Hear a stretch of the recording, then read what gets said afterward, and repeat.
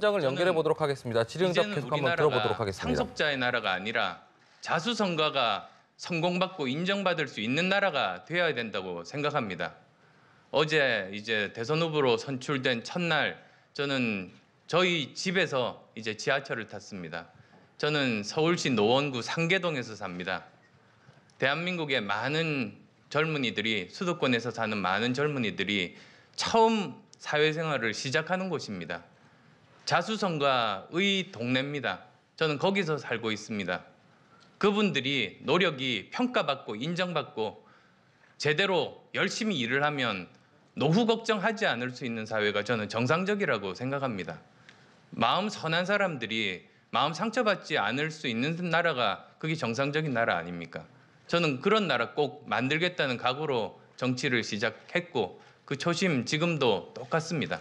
그래서 저는 캐치프레이즈라고 말씀하셨습니다만 저는 자수성가, 미래, 그리고 유능 말씀드리고 싶습니다.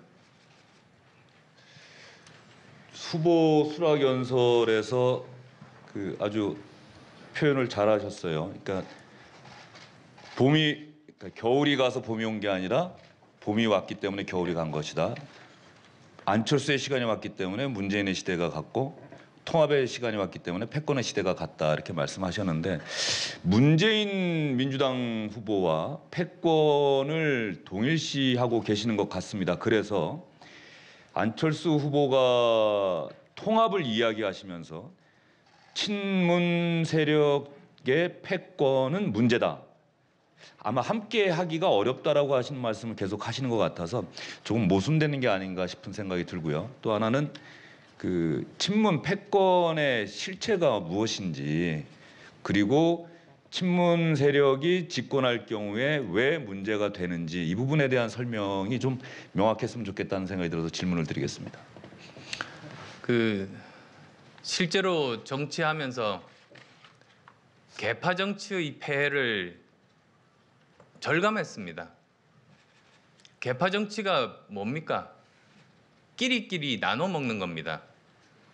그래서 계파 세력이 집권을 하게 되면 전국에 있는 그 수많은 인재들 널리 등용하지 못하고 무능한 계파 내 세력들만 등용해서 국가적으로 중요한 일을 시킵니다.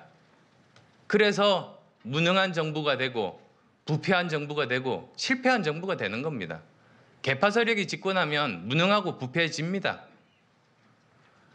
박근혜 정부 실패, 1차적으로 박근혜 대통령 본인의 잘못입니다. 그런데 또 계파 정치 때문이었습니다. 집권하고 나면 전 국민의 반을 일단 적으로 돌리고 그리고 그중에서도 자기하고 만나봤던 사람들만 대상으로 그리고 그중에서도 자기 말 잘 듣는 사람만 대상으로 해서 등용했던 것이 이 계파 정치의 폐해 아니었습니까? 그러니까 인사 철학이 능력 있는 사람보다 말 잘 듣는 사람, 그게 인사 철학인 것이 계파 정치 폐해입니다. 그래서 저는 정말 절박합니다. 다시 또 정권 교체가 아니고 계파 교체가 되면 그러면 다시 또 불행하게 무능하고 부패한 정권을 맞을 겁니다. 2번 연속 그러면 우리나라 망가집니다. 절대로 그런 일 있어서는 안 됩니다.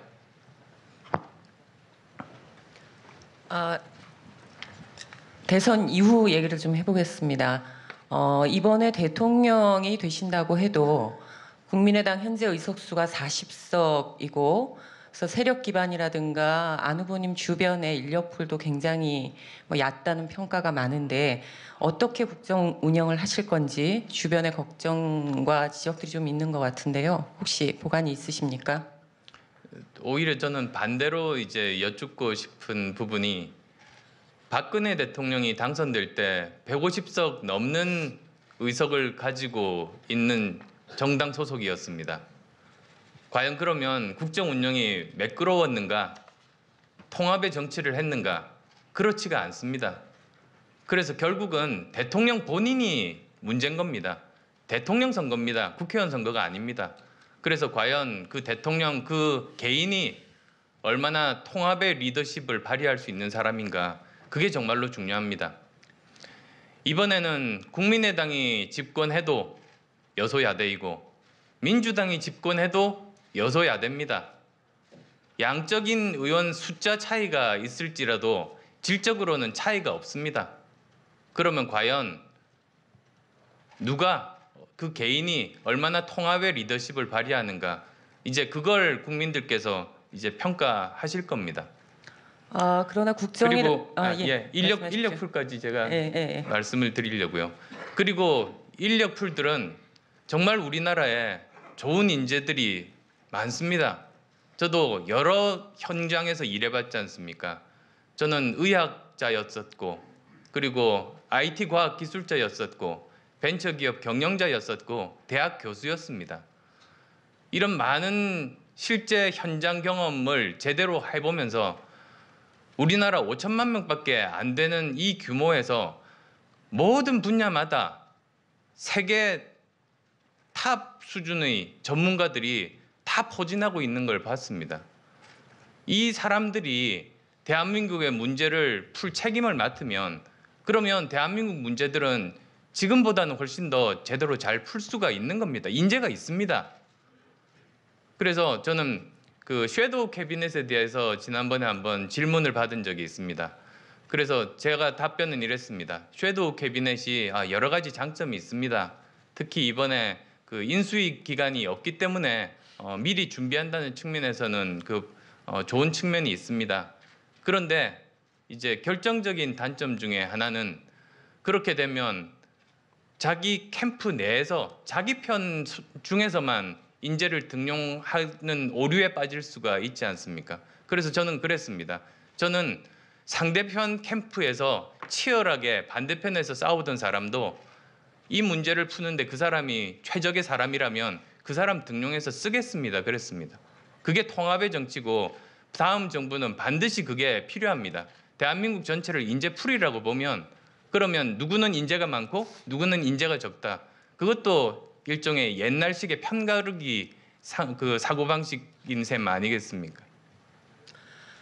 그러나 지금 현실 정치를 보면 집권당 40석이라는 거는 굉장히 대통령의 의지, 이것만 갖고는 해결될 수 없을 정도로 녹록지가 않습니다. 박근혜 전 대통령과 비교를 하셔서 제가 그럼 이렇게 반론을 한번 해보겠습니다. 150 국회 선진화법을 보더라도 150석은 50석밖에 모자라지 않지만 40석은 160석이나 모자란다는 게 얘기가 되는데요.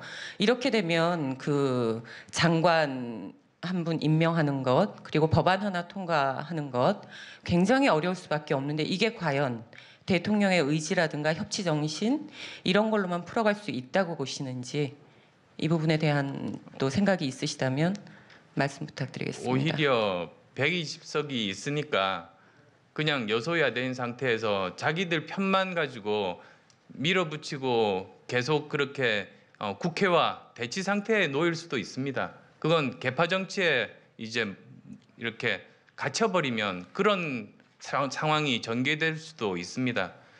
그 미국 대통령을 보면 끊임없이 여야를 넘나들면서 국회의원들 직접 전화로 또는 만나서 소통하고 설득합니다.